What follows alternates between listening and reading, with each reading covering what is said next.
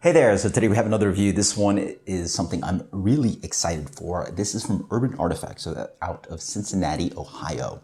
This is a brewery that I've seen around. Didn't try anything from them, but I listened to a podcast from Craft Beer Brewing from Brett Coleman, owner head brewer. And such an interesting podcast. I highly recommend the podcast in general, Craft Beer Brewing. My favorite, like just geeky, but he had a really good podcast talking about his project, which is arguably the largest fruited sour brewery in the U.S. at least, probably in the world. And so he goes really deep into the process of his sour process and all these fun stuff. And this is something he's doing. He talks about how you can do freeze-dried fruit in your sours. And so freeze-dried fruit is pretty much, I understand this, there's 1,000 pounds of freeze-dried blackberries and raspberries in this Astronaut food. And you're probably curious why this is such a small can, but in each 1,000 gallon batch, start off as 11,000 pounds of fresh fruit. So freeze-dried fruit are a product where they strip out the water, and it's like, super concentrated product. Well, if you have something dry and super fruity, you can attach it onto a really big beer. So this is a 15% beer that they chaptalize, which is, French, a wine term, but is used in triples, Belgian Golden Strongs, double IPAs. It's basically adding sugar to your beer so that the yeast will eat it up and, elevate your alcohol. Boom, boom, boom, boom. You do that with even imperial stouts and other products. So you get a really big sour beer. 15% is not normal for sour beer. And then you can throw in this product that makes it super fruity, because what happens when you add fruit product to a beer, it dilutes the beer, right? So you're dropping, even a big beer, 8%, 7%, 6%, it's going to dilute the beer down to a more moderate ABV. Well, if you have no water in your freeze-dried fruit, you can make a super strong beer, add all this fruit, and then boom, boom, boom. Get this really fun product. So Urban Artifact, this is Astronaut food. This is one of their specialty products, something that Brett was very excited about. So first one to review on the channel. Let's see how they did. 15% blackberry, raspberry, freeze-dried fruit tart ale. Astronaut food. And so because it's 15%, that's why they have it in this tiny little 8-ounce can. And it's the ABV of wine. Super expensive product. Super expensive beer, by the way. Wow, that pours like straight, like pulp, and the carb just flies away. Very interesting, very interesting. Very curious about this. So it looks like pulpy fruit product. Doesn't have head at all. Super high ABV. Coats the glass. I smell the booze for sure. A very big beer. Honestly, smells a little bit like a Pinot Noir, right? Yeah, very fruity, just like a big red wine. The blackberry, raspberry, tons of alcohol. Try this guy out. And just as they're coating the glass, I can see that just like taking over. Dry beer. So that's what they're doing. They're making a big 15% dry beer and then adding this product that is also very dry. So honestly, it drinks like a glass of really fruity wine. Tannic from those fruit seeds and all that fruit product. All that skin. Oh, that's super dangerous. You don't even feel the booze driving down like you get in many beers. Yeah, you gotta be careful with this one. It's pretty much a glass of wine. Or it's a big glass of wine. 8 ounces is a big glass. Usually your pours are like 5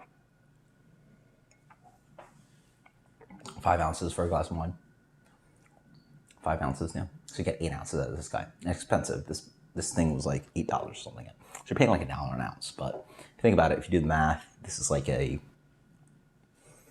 $24 bottle of wine, but you get to slim it down to this little guy.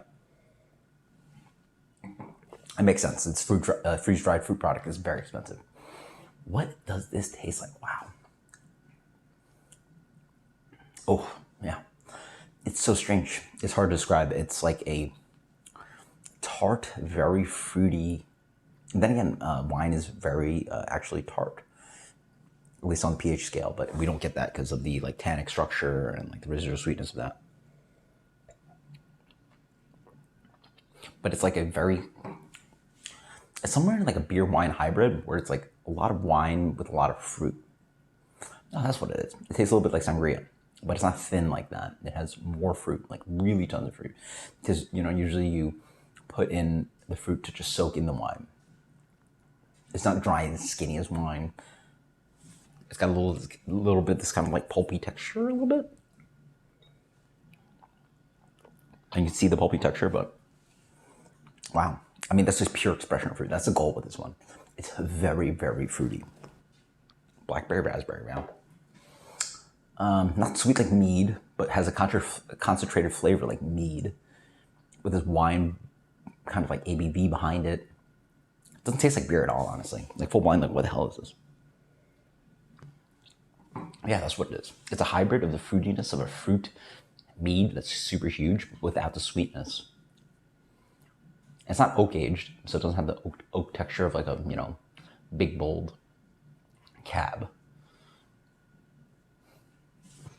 What is that?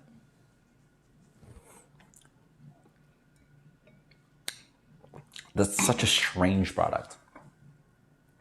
That is rich though.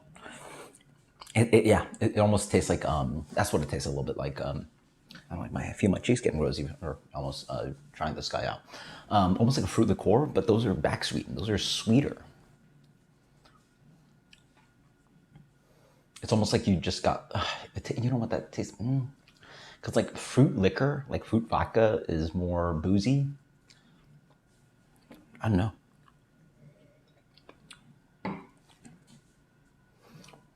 It almost tastes like a relatively neutral red wine that you just like actually smashed a lot of fruit into. That's crazy. It tastes nothing like beer. That is fun, nice impression, and the process is crazy. And yeah, full impression. That's crazy, crazy. To call this sour beer is crazy because and you can talk about acidity. Acidity is medium. It's actually not that tart. It's definitely tart. Yeah, tart. I'm gonna call it sour. And they're so great about the branding. It's a freeze-dried fruit tart ale. So they're right. You know, some people might think, oh, I want a sour. It's not a sour. It's a fruit tart ale. Imperial fruit tart ale. Triple fruit tart ale. Huh. What a fun product. One of the funnest beers learning about and I've had in a while. And flavor-wise, it makes sense. It's not that sweet either, right? It's all that concentrated fruit product without that pulpiness, seeds, or the fruitiness, but it's got a little bit like all the skin contact, everything. Yeah. Reminds me a little bit of winification, which is like a Black Tuesday wine hybrid. But that beer had so much of the Black Tuesday-ness to it, right? That like roasted and the beer qualities, you know, it's so winey and fruity. Crazy fun. This is a very, very fun beer. Not something you want to go nuts over or like drink a ton of, but just full impression. Very rich in fruit. It's, yeah, that's a fun one. This is the funnest beer, one of the funnest beers too, again, that I've learned about and also just like sitting in the glass. That is a sipper, that is super delicious. So different, you know, it's all impression, like never ever had anything like this. I don't know of any other breweries making something like this, freeze-dried fruit tart ale at 15%, and it's stupid drinkable. That is a 90, novelty is a big one on this one, 96, light little ding ding, and that is tasty. That is Astronaut food. Try it out. That is one of the funner beers I've had all year. Until next time, guys, cheers. Later.